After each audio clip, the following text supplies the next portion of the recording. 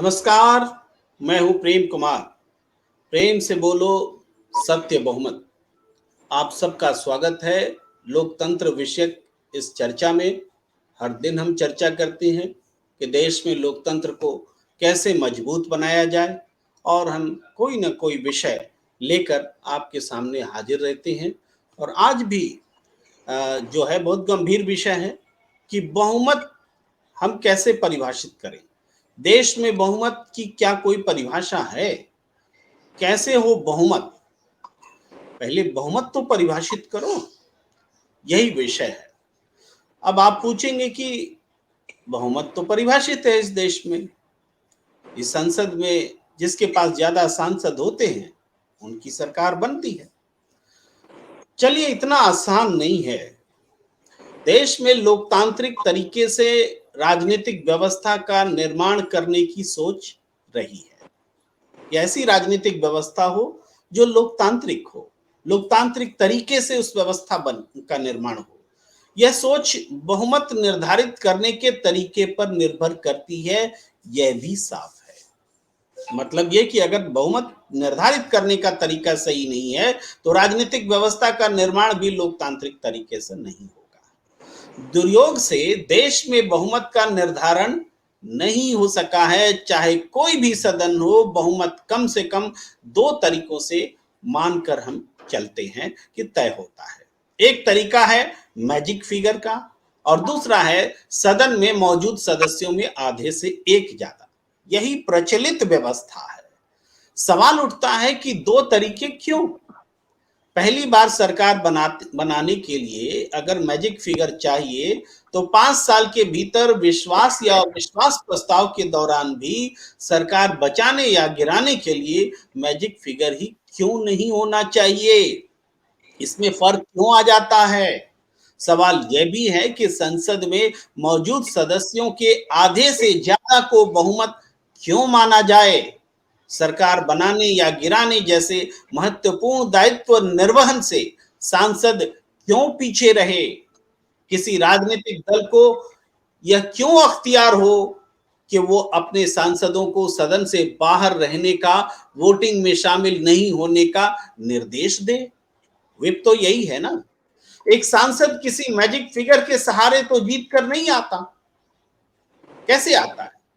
क्या किसी लोकसभा सीट पर जितने वोटर हैं उनके आधे से एक ज्यादा वोट को मैजिक फिगर परिभाषित किया गया है?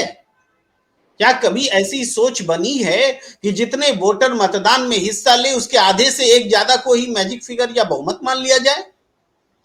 नहीं ना। फिर सदन में बहुमत की अनोखी परिभाषा क्यों गढ़ी गई है?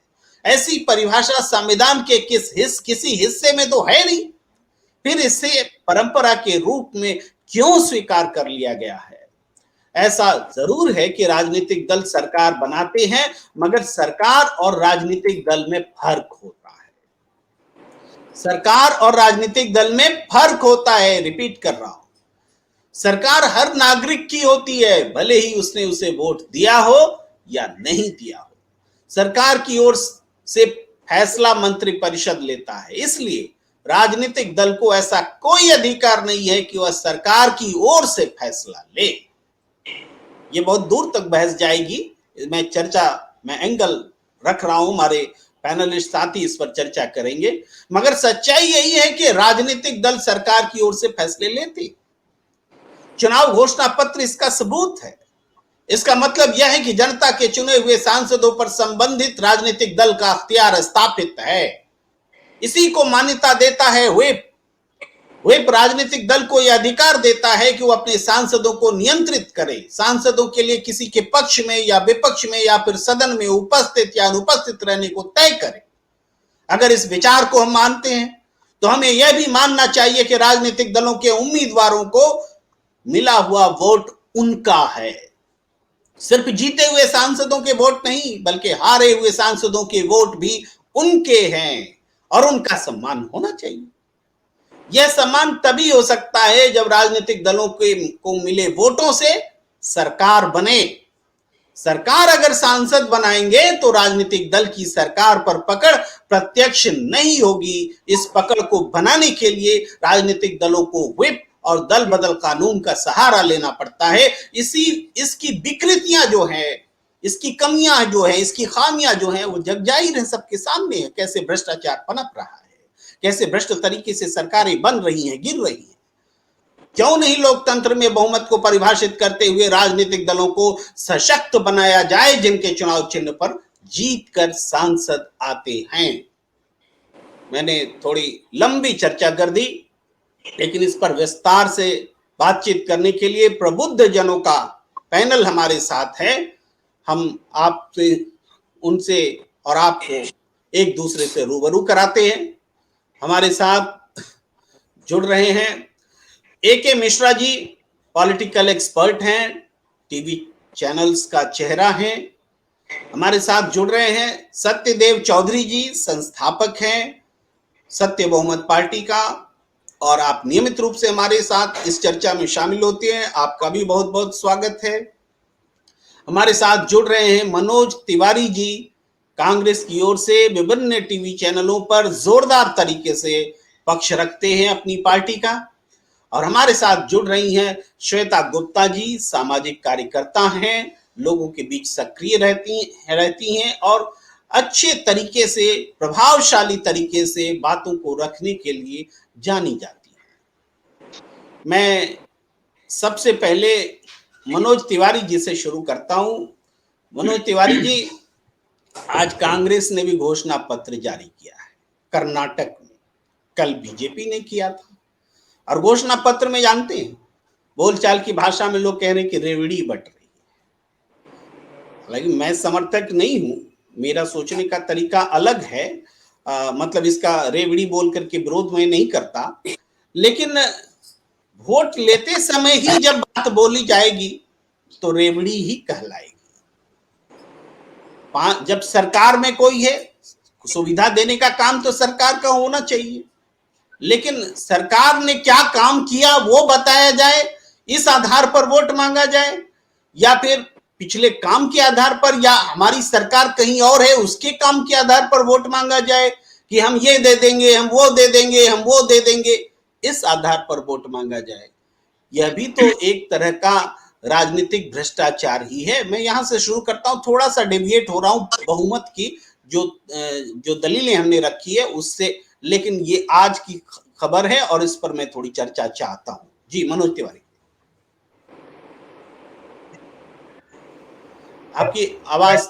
जी जी जी, आ गई आवाज। मैं बिल्कुल बेबाक तरीके से ये बोल रहा हूँ कि बहुत लंबे समय के सारगर्भित विषय पर आपकी जैसा वरिष्ठ पत्रकार आज चर्चा रखे हुए है, यह इस बात का द्योतक है कि आज भी पत्रकारिता जिंदा है और पत्रकार जीवंत है। मैं एक बात कहना चाहता हूं कि आज जो लोकतंत्र और लोकतंत्र की परिभाषा है, वर्तमान परिस्थितियों में सत्ता ने इस लोकतंत्र की परिभाषा को गढ़ने का काम किया है।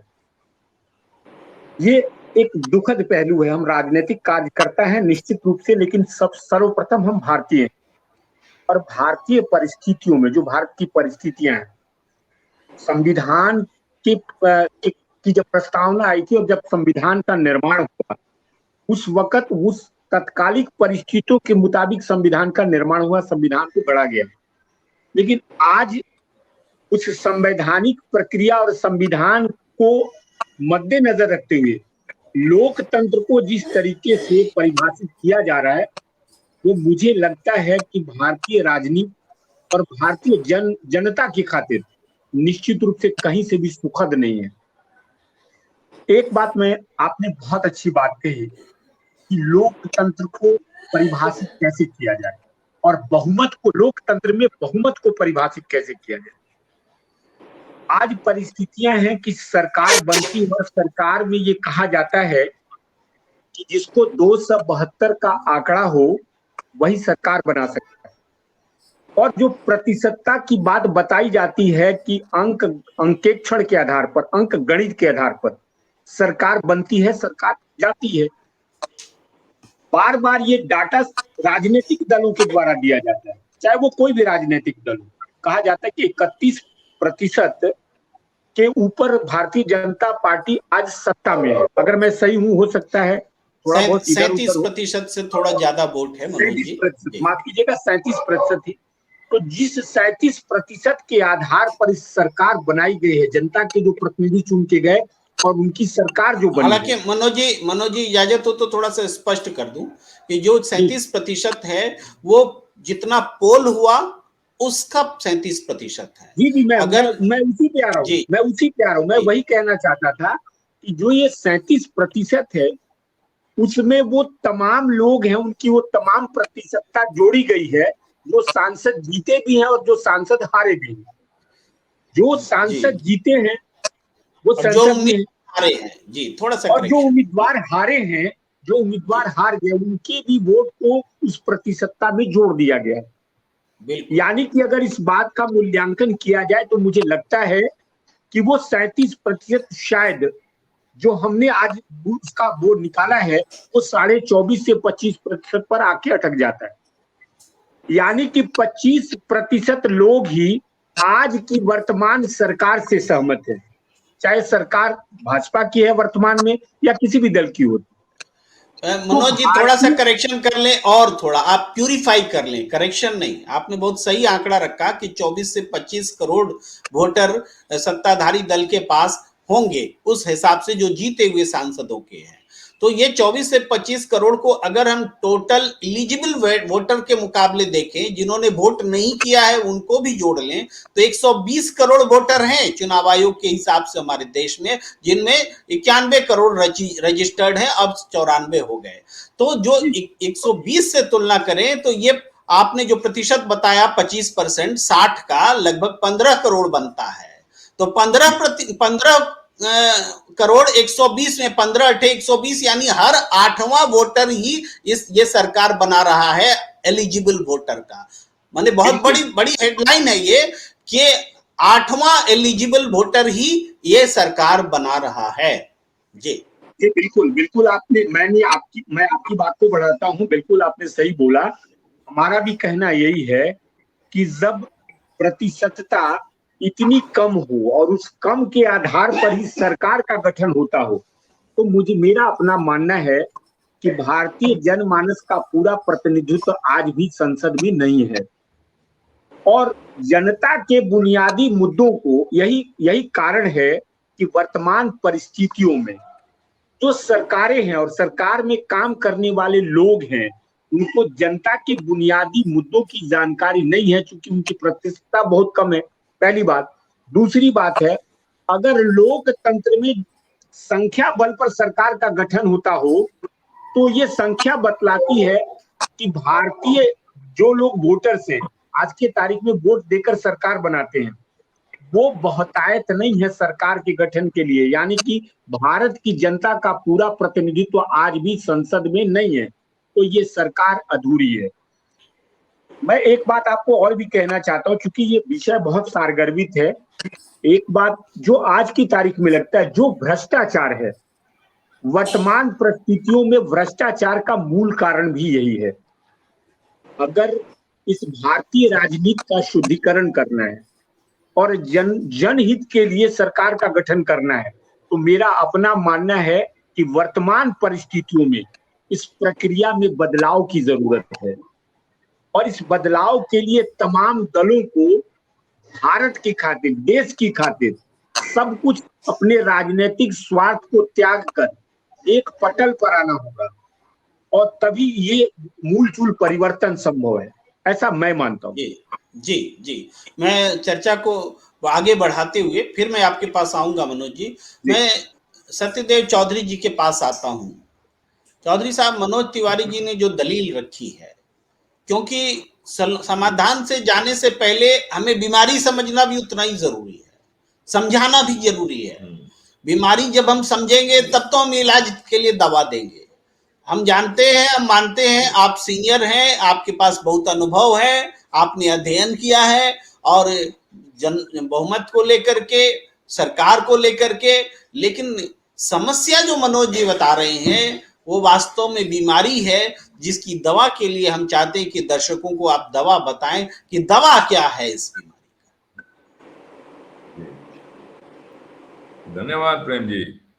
देखिए, मैं जी मनोज तिवारी जी की करीब करीब सभी बातों से मैं सहमत हूँ।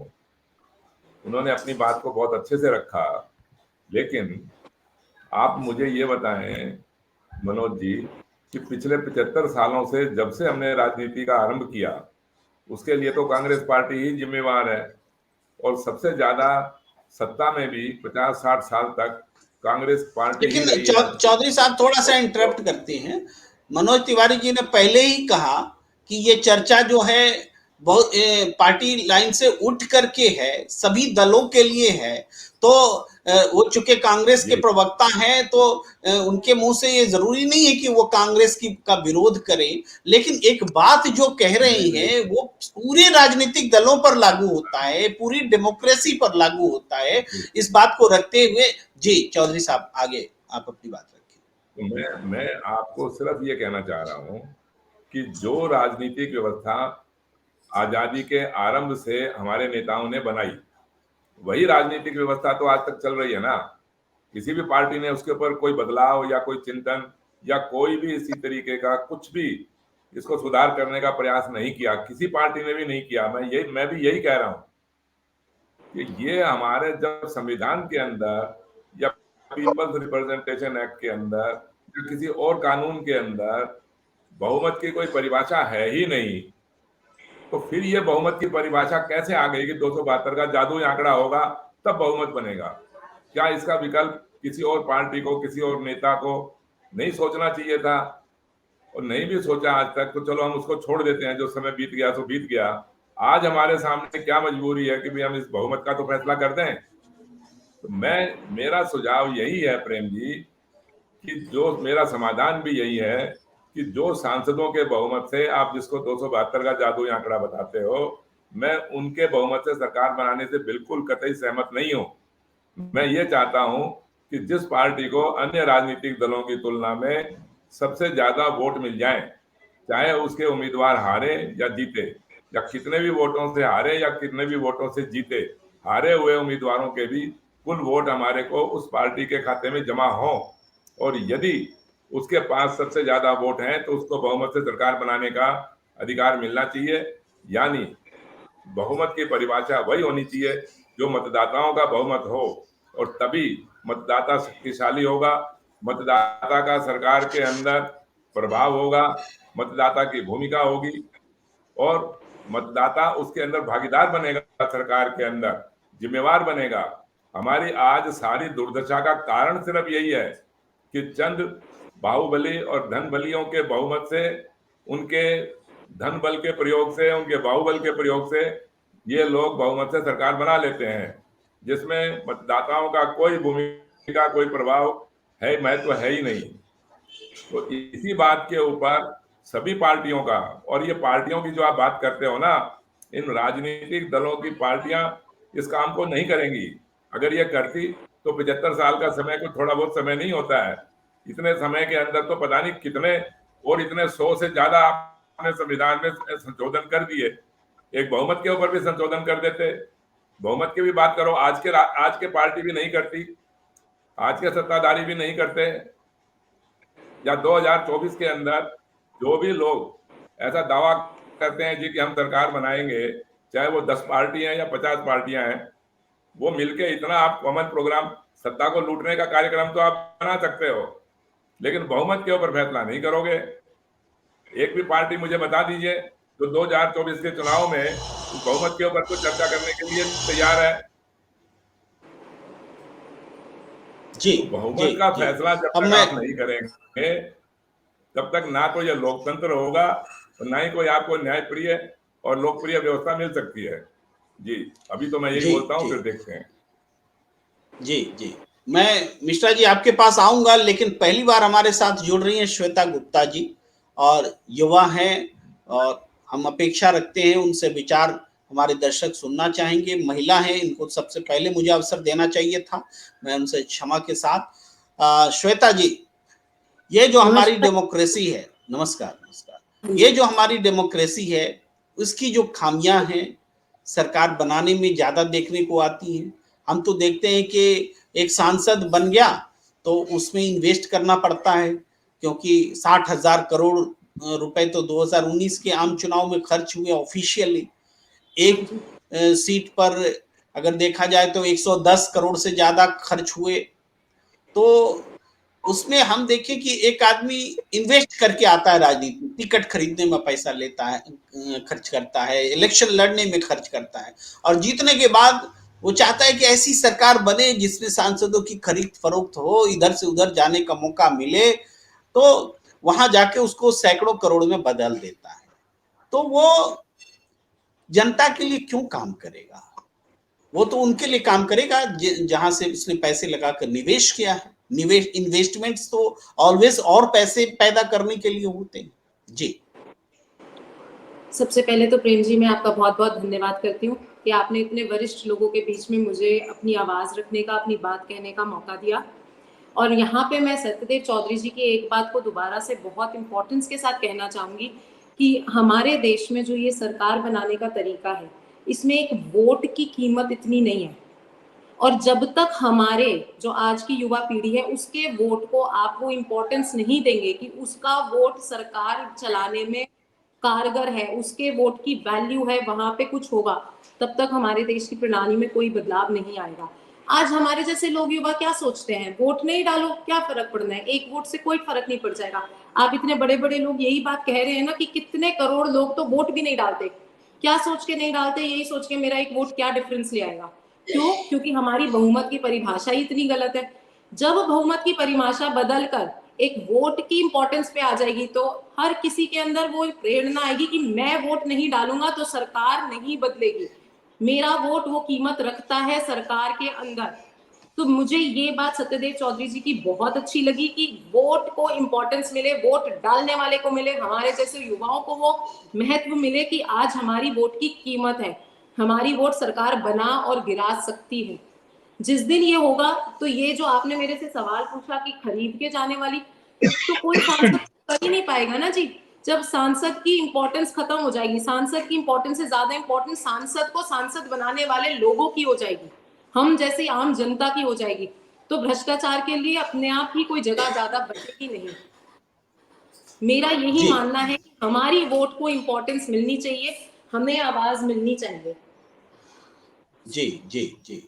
ये एक इम्पोर्टेंट बात आपने बहुत इंटेंसिफाई किया, इस आवाज को बहुत जोरदार तरीके से रखा कि आम वोटर का बहुमत का महत्व जो है बढ़ जाएगा, और जब आम वोटर का महत्व बढ़ जाएगा तो सांसद का कम हो जाएगा। कम भी हो जाएगा तो क्या है, सांसद सेवक है जनता के ना, तो सांसद का बहुमत का इंपॉर्टेंस इतना ज्यादा क्यों होना चाहिए कि वो सैकड़ों करोड़ का वारा न्यारा कर सके।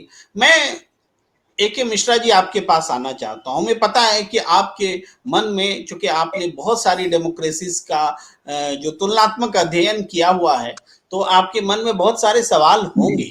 हम चाहते हैं कि वो सवाल भी सामने आए, क्योंकि हमारा मूल मकसद है सामने वाले दर्शकों को ये बात समझ में आनी चाहिए। हम लोग एक दूसरे को समझ लेंगे, समझा लेंगे, दर्शकों को ये बात समझ में आनी चाहिए कि जनता की हिस्सेदारी लोकतंत्र में हो, इसको लेकर हम चिंतित हैं और ये सुनिश्चित हो, इसकी हम चिंता कर रहे हैं।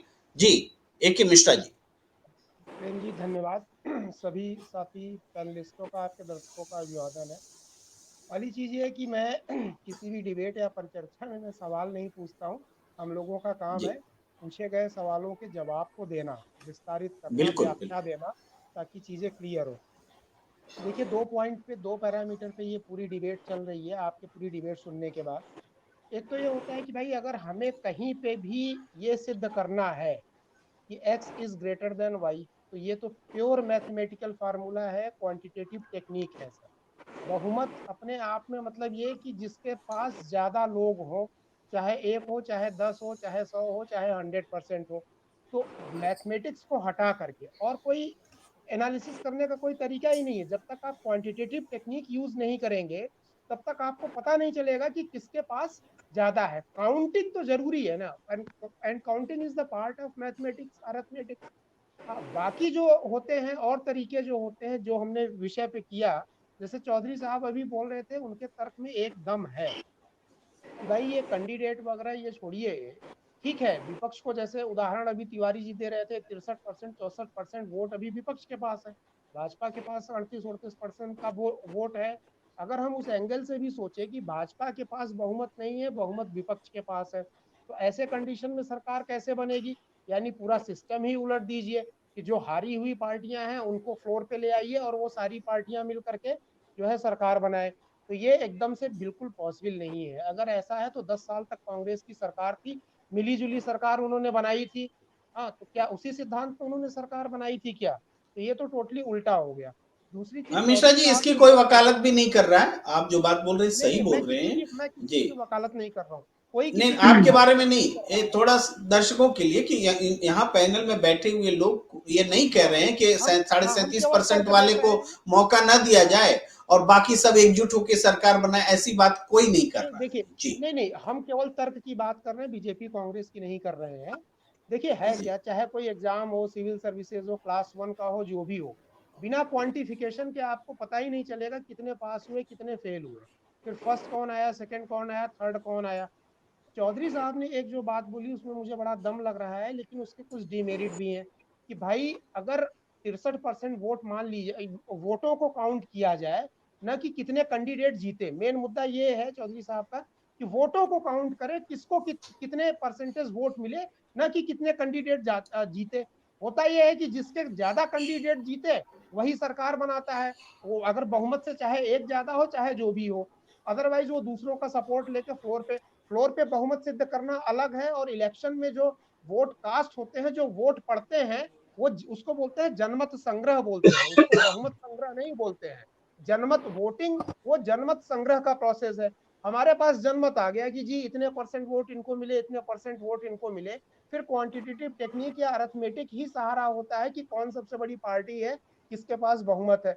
अगर चौधरी साहब की बातों को हम लोग इम्प्लीमेंट करें तो वहां पे एक फायदा देश को जरूर होगा। भाई अगर हमें केवल जनमत संग्रह करना है तो कैंडिडेट खड़े करने की क्या जरूरत है? 10 पार्टियां हैं या 2 पार्टियां हैं या 20 पार्टियां हैं, पार्टी को आप ले दीजिए, खर्चे इससे बचेंगे। बहुत सारी और तमाम समस्याएं जो कि बाहुबली वगैरह रुपयों का दुरुपयोग, वो भी एक बार पार्टी के नाम पे बहुमत आ जाए कि भाई फलाने पार्टी को सबसे ज्यादा बहुमत मिला है, फिर पार्टी अपने कैंडिडेट को एक तरीके से जैसे चाइना वगैरह में होता है, जिसको वो अच्छा वर्कर समझते हैं, कार्यकर्ता समझते हैं, उनको वो अपॉइंट करेंगे किसी भी पोस्ट पे।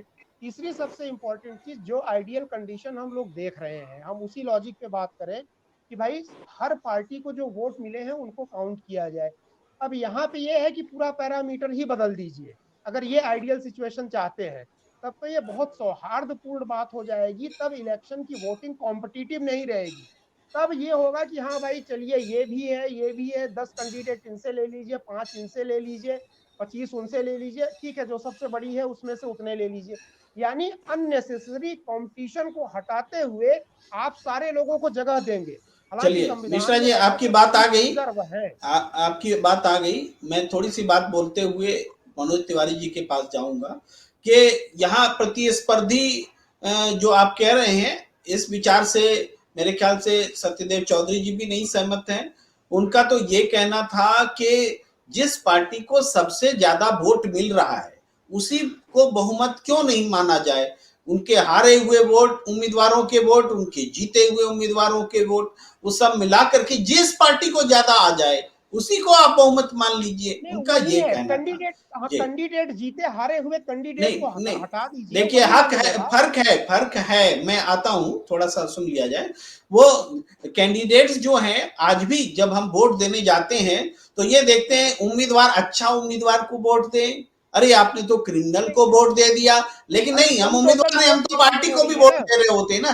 किसी एक पार्टी को सम टोटल ऐसे वोट कितना मिला, मेन मुद्दा सुन, ये बोला हाँ जा मुद्दा रहा है। जो यही है। सम टोटल वोट मिला मैं तो मैं अगर कैंडिडेट तो बात अच्छा नहीं ही था, वो बोलूंगा तो पार्टी के नाम पे वोटिंग कर रही है। हम आपके पास फिर आ जाएंगे। मैं बात जी क्लियर नहीं करूंगा तो दर्शक समझ नहीं पाएंगे। तो आज भी वोटर दुविधा में होते हैं कि वो उम्मीदवार को वोट दे रहा है कि पार्टी को दे रहा है। और जो सांसद चुन के जा रहे हैं, संसद इस व्यवस्था का कोई विरोध नहीं कर रहा है, सांसद जाएं, लेकिन सरकार बनाने में जनता की भूमिका हो। बाकी सांसद जो भी उनका दायित्व निर्वहन करे अपने क्षेत्र के प्रति, कानून बनाने के प्रति, यहाँ कोई विरोध नहीं है। जी मनोज तिवारी जी, आप इस चर्चा को आगे बढ़ाएं। A.K. मिश्रा जी ने भी एक बात रखी है, और आप क्या समझते हैं कैसे ये डेमोक्रेसी को हम और जनता के प्रति जवाबदेह वाली और जनता की भागीदारी वाली बना सकते हैं? देखिए, मेरे मन में कुछ सवाल है, चूंकि मैंने पहले भी बोला, इस चीज को स्वीकार किया है कि आज की परिस्थितियों में ये विषय जो है बहुत सारगर्भित है। जी। एक बात है, देखिए, आपका पहला बिंदु ये था कि लोकतंत्र में बहुमत को परिभाषित कैसे करना है। आज हिंदुस्तान की जो सरकार है, वो सरकार जो विचारधाराओं के आधार पर लोग की सहमति दलों से है और असहमति दल से। जो सरकार अभी क्रियान्वयन में है, जो सरकार अभी पदस्थापित है, उससे हिंदुस्तान के महज 37% जो आपका डाटा है, 37% लोग ही उस विचारधारा से इत्तेफाक रखते हैं।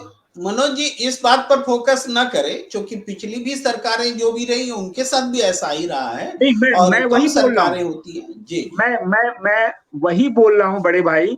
मैंने ये बोला, सब पहले ही बोल दिया है कि ये राजनीतिक चर्चा नहीं है, किसी दलीय आधार पर चर्चा ईमानदारी से नहीं हो सकती है। ये सवाल है कि लोकतंत्र में बहुमत को परिभाषित करने का आधार क्या होना चाहिए। कांग्रेस की सरकार रही हो, भारतीय जनता पार्टी की सरकार है, एक बिंदु जो मेरे दिमाग में आता है कि वर्तमान परिस्थितियों को देखते हुए स्वस्थ लोकतंत्र के लिए बहुमत को अगर परिभाषित करना है तो दलीय आधार से उठकर जनता के हितों की रक्षा की खातिर वो प्रक्रिया के लिए संविधान में संशोधन करना चाहिए। ये बात मैंने बोला। दूसरी बात मैं आपको ये कह रहा हूं कि देखिए, दुखद पहलू ये है और जिस पर हम चर्चा कर रहे हैं, संशोधन क्या होना चाहिए, सलूशन भी देते जाइए, क्या संशोधन होना चाहिए। नहीं, मैं बता रहा हूं, मैं उसको आगे बढ़ाता हूं। आप देखिए, मेरे मन में जो आया वो मैंने आपको बोला।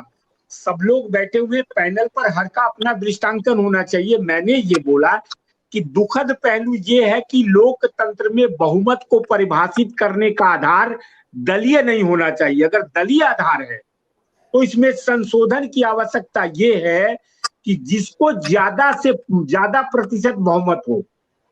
देखिए, दल में जीते हुए और हारे हुए उन दोनों लोगों की वोट को मिलाकर के प्रतिशतता का मूल्यांकन किया जाता है। मैंने ये बोला कि जो जीते हुए प्रतिनिधि हैं उनके वोट को काउंट किया जाए। और चाहे कभी कभी ऐसा भी होता है कि अगर उस पर देखा जाए, ध्यान दिया जाए, तो अगर लड़ाई जो है बराबर की है या कम की है तो कोई हारी राजनीतिक दल भी उसकी वोट की प्रतिशतता ज्यादा हो सकती है। यहाँ ये चर्चा का विषय हो जाएगा। मैंने बोला कि हिंदुस्तान की राजनीति में लोकतंत्र का बहुमत जो है आज की तारीख में महज 37% लोग ही भारत के जनता का प्रतिनिधित्व करके सरकार में है और 100% लोगों की नीतियों को बना रहे हैं। अब दूसरा पहलू ये है कि जो 37% के बाकी जो लोग हैं, 63% जो लोग हैं, वो सरकार के विचार से, नीतियों से सहमत और असहमत हो सकते हैं, सहमत नहीं भी हो सकते हैं। अगर सहमत नहीं है तो 63% लोगों की जो जनाकांक्षा है वो तो अधूरी रह जाएगी। उनके जन कल्याण के लिए, उनके कल्याण के लिए। थोड़ा सा इंटरप्ट करना चाहूंगा। ये सिर्फ इस बात का प्रश्न नहीं है कि किसके पास ज्यादा बहुमत हो और 50% से ज्यादा हो। 50% से भी अगर ज्यादा होगा तो आपके हिसाब से तो बाकी 49% ही मान लीजिए उनके लिए भी वो सरकार नियम बना रहे हों। प्रश्न ये नहीं है, क्योंकि आज जो सांसद चुन के जाते हैं वो भी तो बाकी लोगों के लिए वो बोलते हैं कि नहीं बोलते, कि सिर्फ जिनका वोट मिला उन्हीं के लिए बोलेंगे। तो अगर बोलेंगे और बोल रहे हैं तो ये कमी है।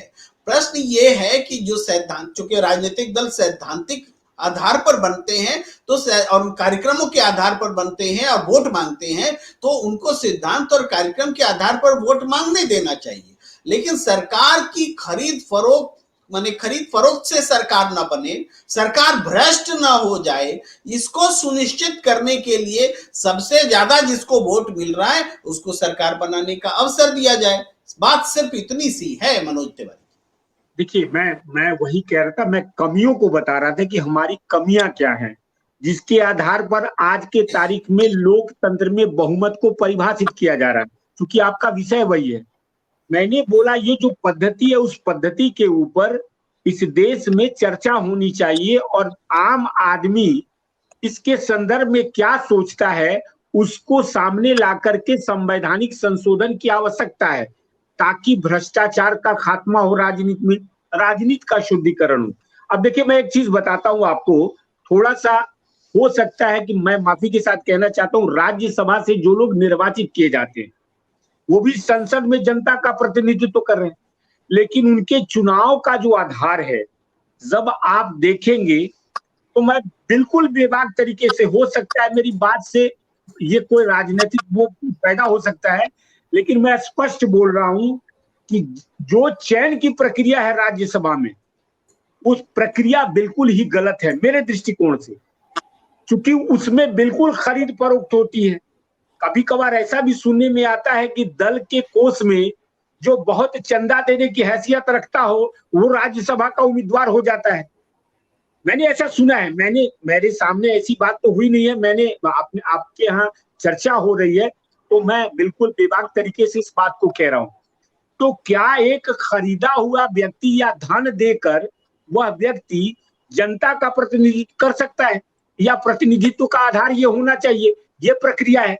और यही कारण है कि आपने बोला, मैं आप ही को बात को आगे बढ़ाता हूं कि 100 करोड़ तकरीबन एक लोकसभा में 6 पार्लियामेंट विधानसभा के कंस्टिट्यूएंसी लगभग होते हैं, और सरकार का ये तय जो चुनाव आयोग ने निर्धारित किया है कि 25 से 27 लाख रुपया खर्च करना है, तो आप 27 को 6 से मल्टीप्लाई कर दीजिए, तकरीबन 1.5 करोड़ रुपया एक लोकसभा में खर्च करके अगर कोई प्रत्याशी आ रहा है, उसके बाद टिकट लेने के कई आधार हैं, तो जब वो पैसा खर्च करके संसद में प्रवेश करता है तो वो दिमाग में इस बात को, ये खर्च 1-1.5 करोड़ ना हो करके समग्रता में 110 करोड़ ऑन एन एवरेज है पर कंस्टिट्यूएंसी।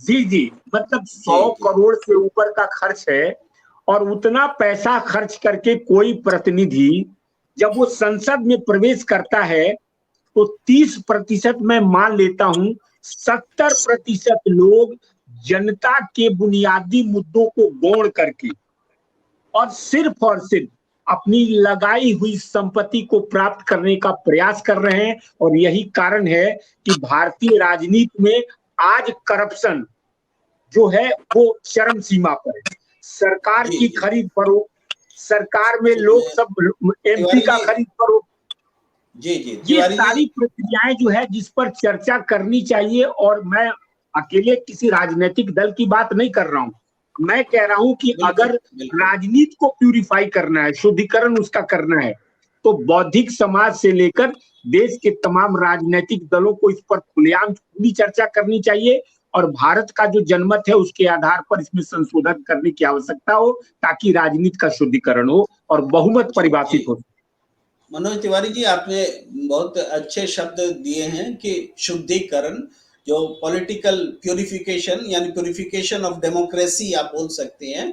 तो प्यूरिफिकेशन ऑफ डेमोक्रेसी किस पर डिपेंड करता है? मैं इस सवाल के साथ श्वेता गुप्ता जी के पास आऊंगा कि प्यूरिफिकेशन ऑफ डेमोक्रेसी जो है वो वास्तव में जनता के पार्टिसिपेशन से, जनता जितनी तेजी से इस सिस्टम में दौड़ेगी, उसके विचार, उसकी भागीदारी जितना बढ़ेगा, यानी जो ये रक्त प्रवाह है इस डेमोक्रेसी का, वो जनता है। तो इस बात को कैसे सुनिश्चित किया जाए, आपके पास आना चाहता हूं श्वेता जी। देखिए जी, मेरा ये मानना है, आपने बिल्कुल सही बोला कि जनता बहुत बड़ा फैक्टर है, लेकिन हमारी पॉलिटिकल पार्टीज, हमारे सांसद और जनता, ये सब मिलके जब एक कंसेंसस पे आएंगे कि हाँ एक सिस्टम है जो सही नहीं है, जिस सिस्टम को अब 75 साल बाद एक बदलाव की ज़रूरत है, उस बदलाव के लिए जो भी ऑप्शन हमारे सामने है, और अभी करंट सिनेरियो में सिवाय सत्य बहुमत के हमारे पास कोई और ऑप्शन नहीं है, उसकी जब मान्यता को हम सब मानेंगे, मिलकर उसकी तरफ काम करेंगे, तो मेरा ये मानना है कि वो बदलाव ज़रूर आएगा। वो चेंज एक अकेले खाली ना मेरे, ना आपके या इस पैनल पे बैठे 5 लोगों से नहीं आएगा। हम सबको मिलके आपकी कही बात कि पहले बीमारी को मानना पड़ेगा, जानना पड़ेगा, फिर उस बीमारी के हल की तरफ चलना पड़ेगा, तो जी ये काम बिल्कुल हो सकता है, पॉसिबल है, कुछ भी ऐसा नहीं है। और आज का युवा इस चेंज को डिमांड करता है, वो चाहता है कि हमारी पॉलिटिकल पार्टीज, बड़े लोग, आप लोग जैसे जो वरिष्ठ लोग हैं जो इस चीज को समझ रहे हैं, वो हमारी समस्या को समझें और इसके समाधान की तरफ चलें। और समाधान एक ही है कि जनता की आवाज को इम्पोर्टेंस दी जाए। बहुमत जो है वो जनता के वोटों पे हो, ना कि नेताओं के उस पर। मैं इसी बात को अपनी को दोबारा रखूंगी। जी जी, मैं मतलब श्वेता जी कह रही हैं कि सत्य बहुमत होना चाहिए, यानी बहुमत भ्रष्ट नहीं होना चाहिए और बहुमत असत्य यानी गलत भी नहीं होना चाहिए। गलत और भ्रष्ट में फर्क है। गलत बहुमत या असत्य बहुमत वो है कि मान लीजिए सीधे तौर पर आप सांसदों के बहुमत को हम बता रहे हैं कि यही बहुमत है, तो हम इसको असत्य बहुमत मानते हैं, जनता के बहुमत को क्यों नहीं मान रहे हैं? असहमत आप हो सकते हैं। भ्रष्ट बहुमत वो बहुमत है जो कि खरीद फरोख्त करके हम किसी तरीके से संख्या बना रहे हैं, भ्रष्टाचार भी कर रहे हैं, तो वो भ्रष्ट बहुमत है। अगर असत्य बहुमत को स्वीकृति मिल रही है तो भ्रष्ट बहुमत वो अपने आप बन ही जाएगा। असत्य बहुमत की स्वीकृति को सबसे पहले नकारना होगा। जब बहुमत सत्य हो जाएगा तो वो भ्रष्ट हो ही नहीं सकता। बिल्कुल आप सही कह रहे हैं कि वो भ्रष्ट का मतलब सिर्फ आर्थिक भ्रष्टाचार नहीं होता, दूसरे किस्म के भ्रष्टाचार भी होते हैं, इसलिए असत्य में वो भ्रष्ट होना भी शामिल है। तो असत्य बहुमत अगर बोले तो मैं चौधरी साहब के पास आना चाहता हूं कि ये जो सत्य बहुमत है इसको लोग कैसे स्वीकार करें, कैसे भरोसा कर ले कि सत्य बहुमत आ जाएगा तो चीजें ठीक ही हो जाएंगी? इसको थोड़ा बताइए। मनोज जी भी बैठे हैं, मिश्रा जी भी बैठे हैं, आपको सुनना चाहते हैं। सवाल में नहीं, जवाब में। आप अनम्यूट कर लें, हम अपेक्षा रखेंगे कि आप जवाब देंगे। एक दो मैं छोटी छोटी बातों से अपने आप को बात का थोड़ा स्पष्टीकरण करने की कोशिश करूंगा कि हम मतदाताओं का सरकार बनाने में प्रभाव और शक्तिशाली मतदाताओं को देखना चाहते हैं। मैं एक छोटे से उदाहरण की बात करता हूँ कि मान लो आपके पूरे राजनीतिक व्यवस्था में केवल दो पार्टियां, केवल दो राजनीतिक दल ही चुनाव के मैदान में हैं। और राज्यसभा के जो बात कर रहे थे मनोज जी अभी, तो राज्यसभा के सांसद तो देखे सरकार बनाते हम लोग उस विषय पर डेविएट नहीं होते हैं सर, उस पर फिर बात नहीं हो रहा जी। लोकसभा के सांसद ही केवल सरकार बनाते हैं, ये बात स्पष्ट हो जानी चाहिए। मान लो लोकसभा के अंदर केवल दो राजनीतिक दल चुनाव के मैदान में है, एक राजनीतिक दल के 300 सांसद जीत गए और उनके पास कुल वोट 45 लाख हैं, और दूसरे राजनीतिक दल के 243 सांसद जीते, उनके पास वोट 55 लाख हैं। आप सच्चा लोकतंत्र किसको बोलोगे? सत्य बहुमत आप किसको बोलोगे? जिसके पास वोट ज्यादा है लेकिन सांसद कम है, उसको आप सत्य बहुमत बोलोगे? या जिसके पास सांसद ज्यादा है लेकिन वोट कम है, उसको सत्य बहुमत बोलोगे? जी, एक तो बात बहुत सही सवाल के जरिए आपने बात को रखा है। मनोज जी कुछ उंगली उठा रहे, कुछ बोलना चाहते हैं क्या?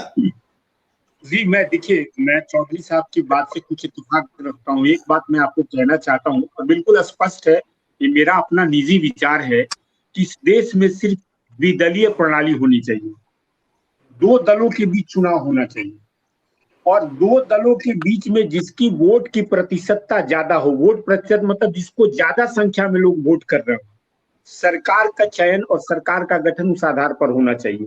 ये बिल्कुल स्पष्ट। मैं ये आपका व्यक्तिगत विचार है, यहाँ बैठे हुए सारे लोग इससे सहमत हो, ये जरूरी नहीं है, लेकिन जी चौधरी जी आप अपनी बात को पूरी करें।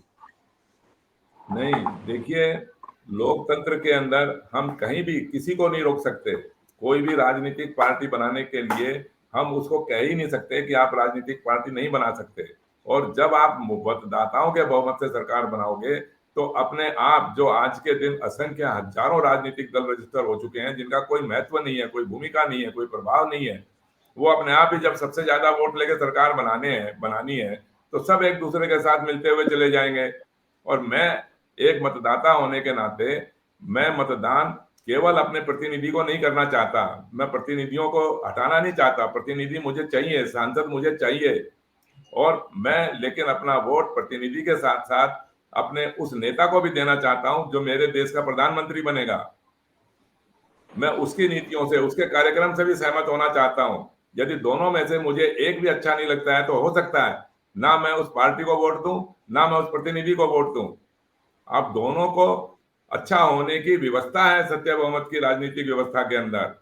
आप जब मतदाताओं के बहुमत से जी, सरकार मतलब बनाएंगे। चौधरी साहब आप ये कह रहे हैं कि जब जनता हाँ। के बहुमत से सरकार बनना सुनिश्चित होगा तो एक नेचुरल वे में पार्टियों की संख्या कम होती चली जाएगी। हम लोग जी। अलोकतांत्रिक तरीके से पार्टियों को नहीं बनना है ऐसा नहीं कह रहे हैं। दो ही दलों का सिस्टम हो ये भी नहीं कह रहे हैं क्योंकि वो भी अलोकतांत्रिक हो जाएगा।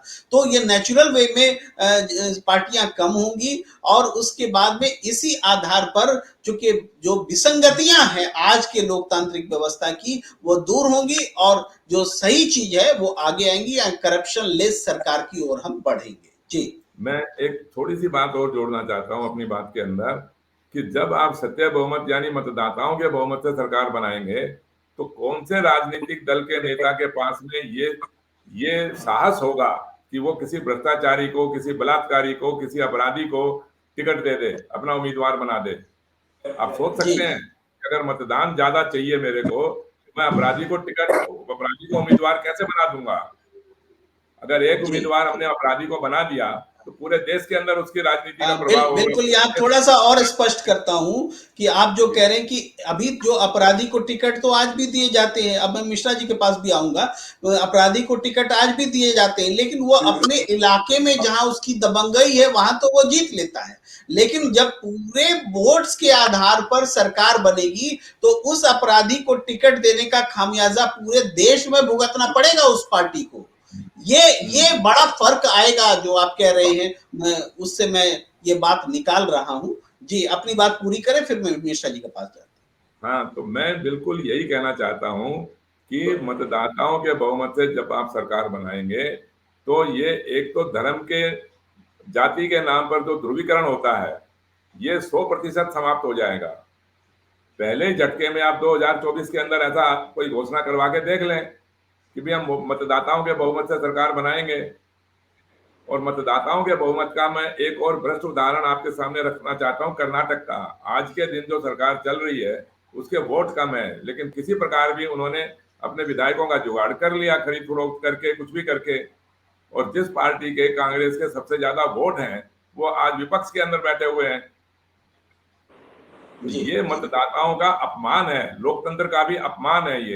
ये लोकतंत्र का कोई मजबूती नहीं है, ना लोकतंत्र का सम्मान है।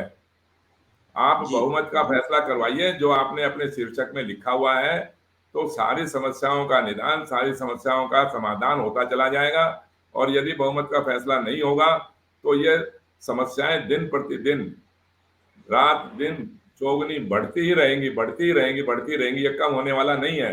आज हमारी शिक्षा का, स्वास्थ्य का, सुरक्षा का आप स्तर देखिए दुनिया के मुकाबले में कहाँ हैं हम। महंगाई, जी, बेरोजगारी की तो बात ही छोड़ दीजिए। जब आप हवा साफ नहीं कर सकते, पानी साफ नहीं कर सकते, सड़कों पर भीड़ कम नहीं कर सकते, तो कौन सी जी, व्यवस्था जी, बनाएंगे आप। जी प्रेम जी। जी, जी। मैं मिश्रा जी के पास आखिरी कमेंट्स के लिए आ रहा हूं।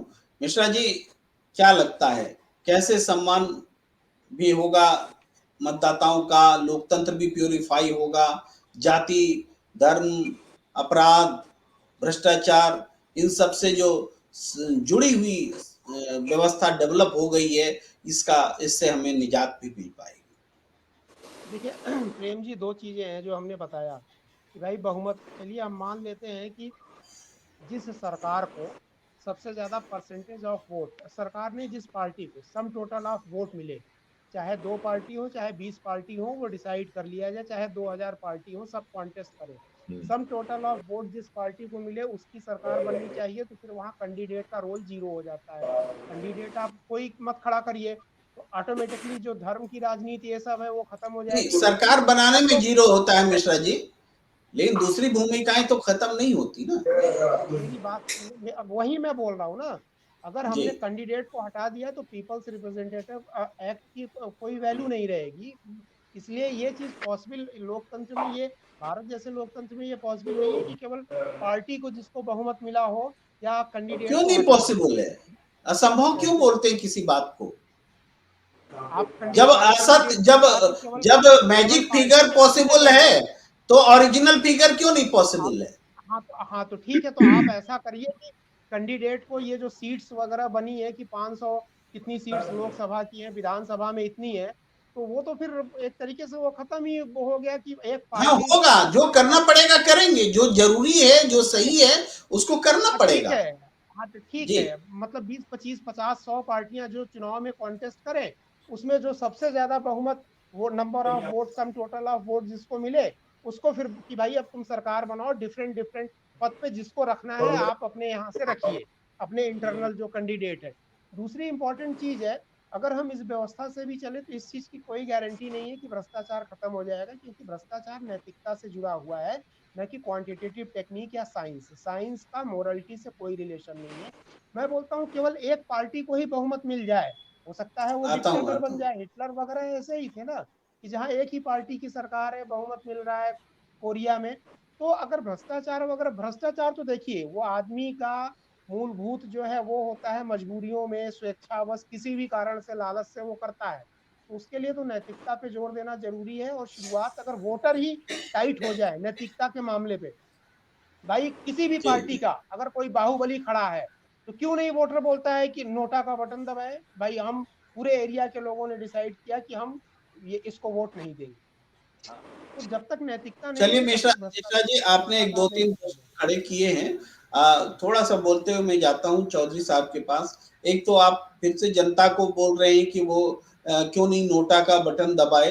नोटा के दबाने से आज तक न कुछ हुआ, न कोई उसका संज्ञान लिया गया, न आगे कोई नोटा के बटन का कोई वैल्यू है, क्योंकि नोटा क्या है न उसको काउंट किया जाता है, न उसका इफेक्ट होता है। इसलिए क्यों कोई ये उस नोटा का बटन दबाने के लिए आगे आए, बहिष्कार वो कर दे, नतीजा ही वहां नहीं की जनता निकलता। बहिष्कार कर हाँ, देना कि भाई हम बहिष्कार नहीं तो हो ही करेंगे। रहा है, बहिष्कार तो हो ही रहा है। एक बात, दूसरी बात यह है कि आप जो बात कह रहे हैं कि इससे भ्रष्टाचार खत्म नहीं होगा, भ्रष्टाचार नैतिकता से जुड़ा है। यहाँ पर थोड़ा करेक्शन की जरूरत है मिश्रा जी, थोड़ा सोचिएगा कि भ्रष्टाचार कारोबार बन चुका है। ऐसा नहीं कि इस देश की सारी जनता जो भ्रष्ट है, और जनता जनता को जो हम सिस्टम देते हैं, जनता उसी सिस्टम के हिसाब से रिएक्ट करती है। हम ही होते हैं मेट्रो में बहुत सभ्य बन के सफर करते हैं, और हम ही होते हैं कि बसों में गाली गलौज भी कर रहे होते हैं। जी, सत्यदेव चौधरी जी। देखिए, सबसे बड़ी नैतिकता तो इस बात के अंदर ये है कि आप मतदाताओं का सम्मान करिए। जब आप मतदाताओं का सम्मान करना आरंभ कर देंगे तो ये सारी समस्या समाप्त हो जाएगी। और जब तक आप मतदाता का सम्मान नहीं करेंगे, और ये कैसे माना जाए, ये कैसे मान लिया जाए कि पार्टियां खत्म हो जाएंगी या ये सांसद खत्म हो जाएंगे, प्रतिनिधि खत्म हो जाएंगे, उनको तो हम विरोध नहीं कर रहे हैं।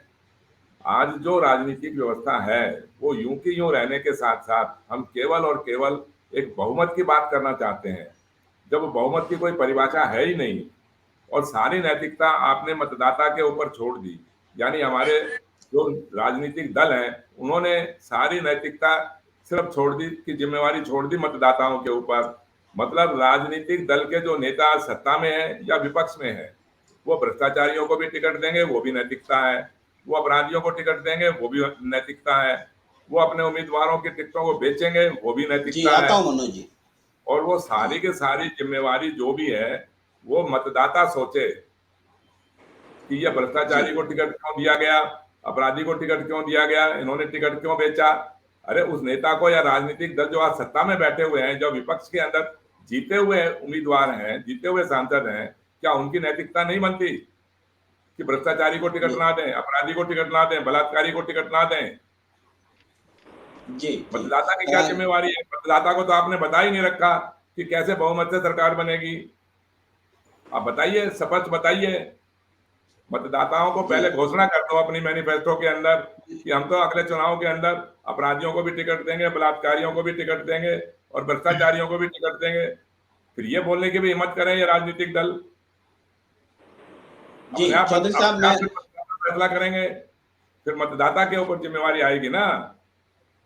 आप मतदाता को तो ये कहते हो लुभावने नारे गढ़ गढ़ के, झूठे आश्वासन दे दे के, वो तो करते नहीं हो, और आंखों में धूल झोंक के मतदाता की मूर्ख बना के आप उसको, भ्रष्टाचारी को, बलात्कारी को और अपराधियों को टिकट दे दिया।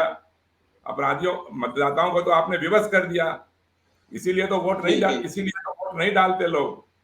इसीलिए तो हमारे मतदान का प्रतिशत क्या है, जो आपने अभी व्याख्या करी अपने वक्तव्यों के अंदर।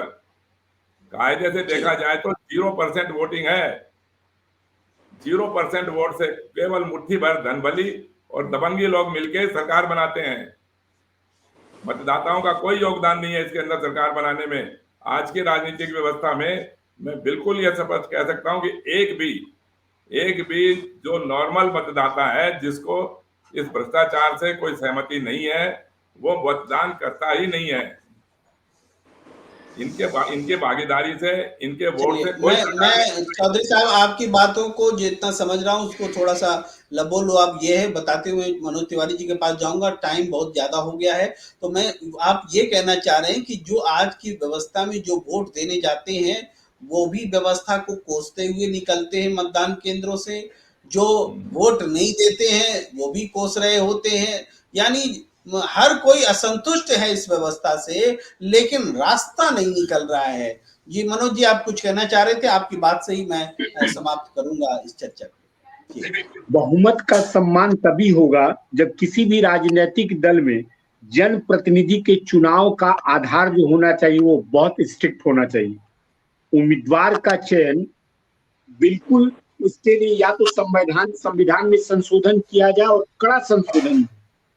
क्योंकि होता क्या है, बाहुबली बार बार क्यों जीत जाता है, तो बाहुबली राजनीति में है ही क्यों। और अगर गलत लोगों का चयन कोई राजनीतिक दल, उसके प्रभुत्व और प्रभाव का आधार उसकी बाहुबलिता है, तो निश्चित रूप से भ्रष्टाचार बढ़ेगा। इसलिए मेरा अपना निजी मानना है कि किसी भी राजनीतिक दल को अपने उम्मीदवार के चयन के लिए एक बिल्कुल कठोर नियमों का पालन करना पड़ेगा, और वो कठोर नियम संसद के द्वारा बनाए जाएं, और उसमें बिल्कुल जो है सुप्रीम कोर्ट हो या कोर्ट हो या न्यायालय हो, उसका गाइडलाइन होना चाहिए, और उसके आधार पर उम्मीदवारों का चयन होना चाहिए, ताकि अच्छे लोग उम्मीदवार बने और आपकी भावना अच्छी है मनोज जी, आपकी भावना अच्छी है, लेकिन ऐसा आज तक नहीं हो पाया है। और ये अचानक से सब में कोई जागृति तो आएगी नहीं, कठोर नियम बना लेंगे, अपना लेंगे। ये तो पूरा सिस्टम जो है भ्रष्टाचार के हवाले है। हमारे दो की सरकार आप ही बोलते हैं, और दूसरे लोग भी पहले कभी कांग्रेस के लिए बोला करते थे। तो ये सिस्टम ही भ्रष्टाचार के हवाले है, इसलिए वो सदाशयता आएगी नहीं जब तक जनता के बहुमत से सरकार वाली सोच डेवलप नहीं होगी। जब तक ये बात राजनीतिक दलों को पता नहीं होगी कि हम अतीक अहमद और आनंद मोहन जैसे व्यक्ति को टिकट देंगे तो इसके दुष्परिणाम हमें दूसरे लोकसभा क्षेत्रों में भुगतना पड़ सकता है, हमारे टोटल वोट्स पे इसका असर पड़ सकता है, तब तक वो ऐसा करते रहेंगे। आज उनको कोई दिक्कत नहीं है। तो आज चर्चा को यही समाप्त करने की इजाजत आप सबसे। आप सबका बहुत बहुत आभार। मनोज तिवारी जी, के मिश्रा जी, श्वेता जी, सत्यदेव चौधरी जी, और आप दर्शकों का भी बहुत बहुत आभार जो नियमित रूप से हमारे साथ चर्चा में जुड़ते हैं और भागीदार बनते हैं। लोग